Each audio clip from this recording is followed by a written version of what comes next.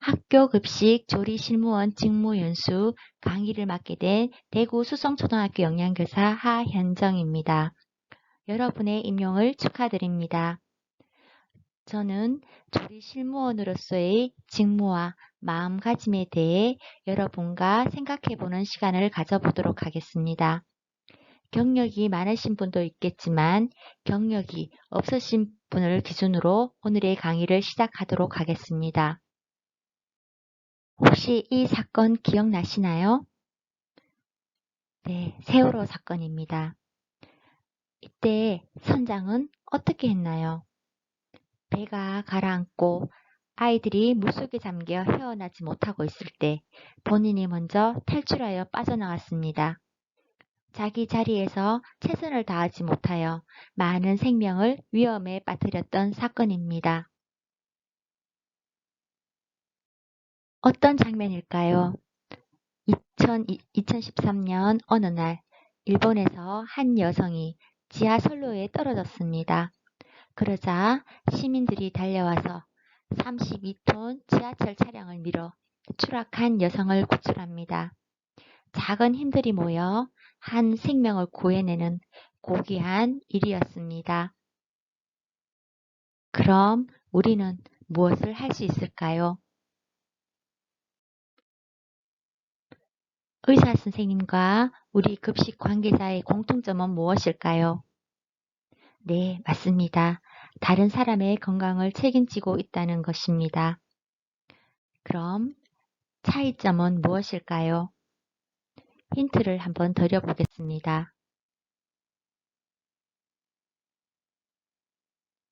무엇인지 알겠나요? 네, 의사 선생님은 한 번에 한 명의 생명을 책임지시지만 우리는 한 번에 수백 명, 수천 명의 생명을 책임집니다.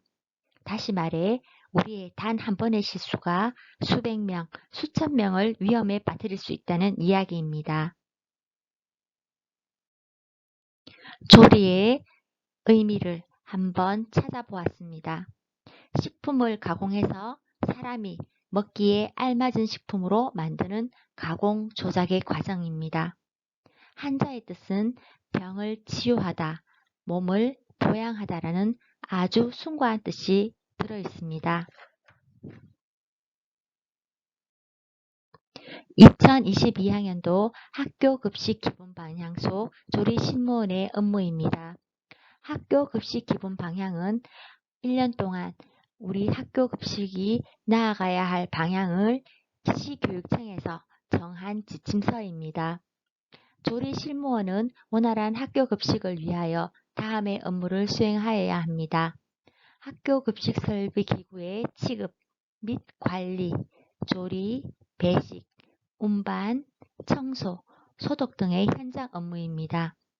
그 밖에 학교마다 여건이 다르기 때문에 학교장이 업무 분장으로 지정한 사항과 기타 학교 급식에 관한 사항이 있습니다. 본 강의는 개인위생관리 학교 급식 설비 기구로 진행하도록 하겠습니다.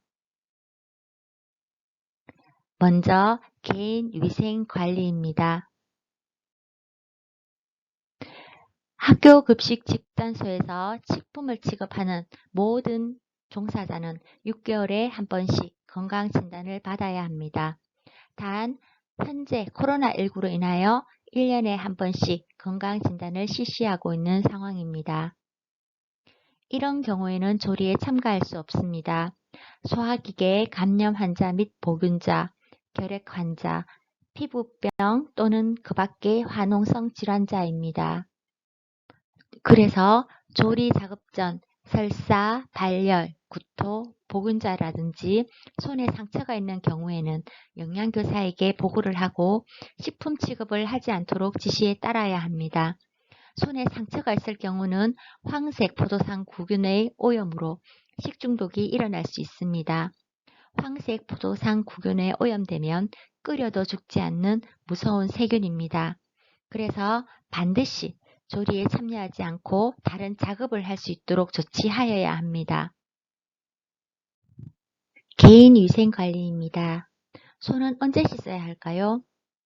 출근한 후 작업을 시작하기 전에 생선, 날고기 등 취급 후, 코풀기 재치기 후, 전화 받은 후, 머리나 몸을 만진 후, 쓰레기 취급 후, 소독, 세척제 등을 만진 후, 화장실 사용 후, 씻어야 할지 말아야 될지 망설여질 때는 무조건 씻어야 합니다. 우리 주위에 세균을 한번 찾아볼까요? 변기와 휴대폰, 과연 어디에 더 많은 세균이 살고 있을까요? 휴대폰에는 화장실 변기에 3.6배의 더 많은 세균이 살고 있습니다.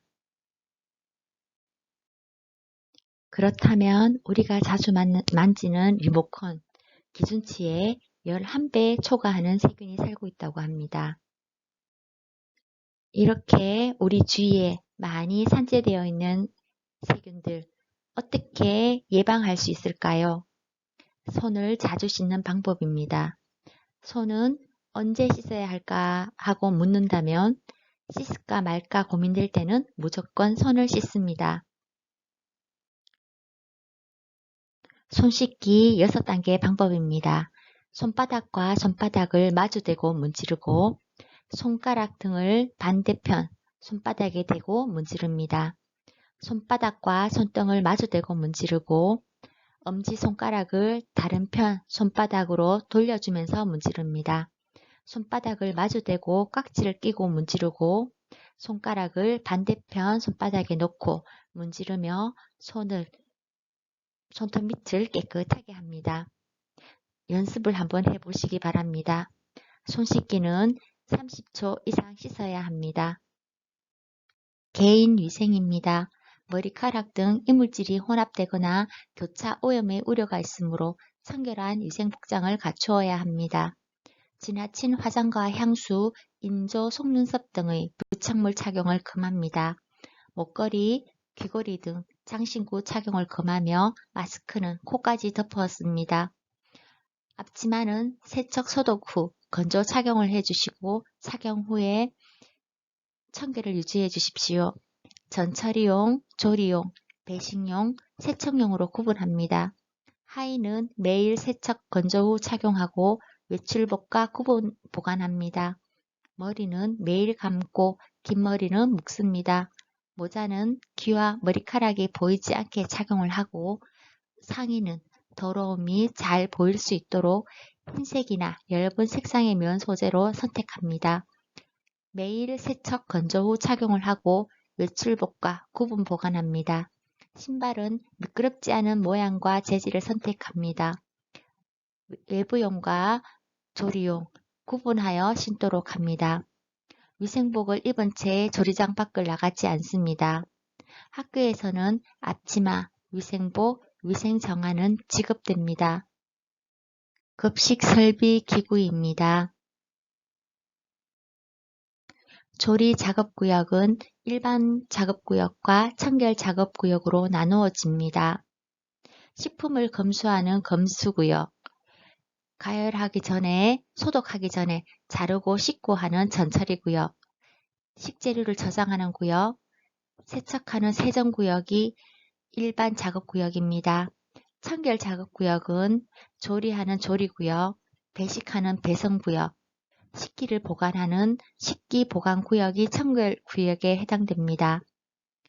청결 작업구역은 식품 조리 과정상 오염되어서는 안 되는 장소입니다. 생물학적, 화학적, 물리적, 유해 요소, 위험 요소가 관리되는 구역으로서 조리구역, 배식구역 등입니다. 조리장은 전처리실, 조리실, 세척실로 구분됩니다. 먼저 전처리실에 대해 알아보겠습니다. 작업대, 식품검수대, 채소세정대, 어육류 세정대, 냉장냉동고, 자동세미기, 부건탈피기, 바구니 운반대, 손소독기, 앞치마 소독고, 칼도마 소독고, 저울 등이 있습니다. 전처리는 식재료를 조리를 위해 다듬고, 썰고, 씻는 작업 공정입니다. 먼저 전처리실 전경입니다. 숨은 그림 찾기를 해보겠습니다. 동그라미 무엇일까요? 발판 소독기입니다. 급식실 출입 시, 급식실 내 구역 이동 시에 꼭꼭 밟아서 발을 소독하는 곳입니다. 이동 시에 꼭 발을 소독하도록 합니다. 다시 전처리실입니다. 이것은 무엇일까요?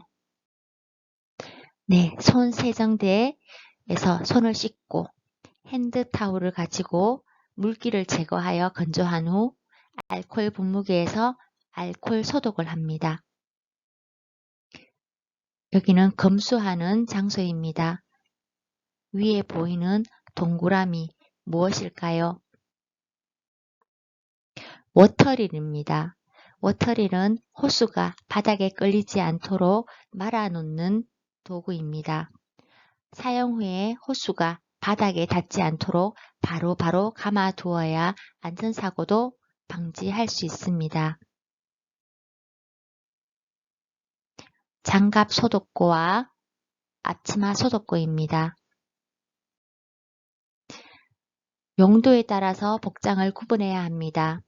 전처리 청소 과정 중 균의 오염이 교차 오염을 발생할 수 있으므로 구분 사용해야 합니다. 사용 후에 장갑, 앞치마는 세척 건조시킵니다. 세척 후 소독하여 건조시키도록 합니다. 조리실입니다. 치방기, 채소 절단기, 국솥, 볶음솥, 튀김솥, 부침기, 가스테이블, 오븐, 만능조리기, 냉장 냉동고, 작업대, 손세정대, 소독고, 칼도마 소독구가 있습니다. 조리실은 가열 또는 비가열을 통해 조리 작업이 이루어지는 곳입니다.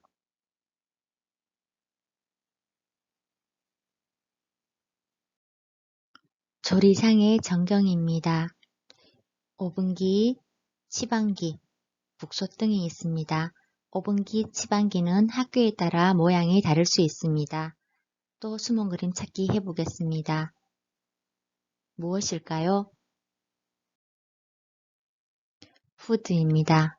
후드는 조리실 내 전기, 열, 연기 등 유해 물질을 배출하는 것입니다.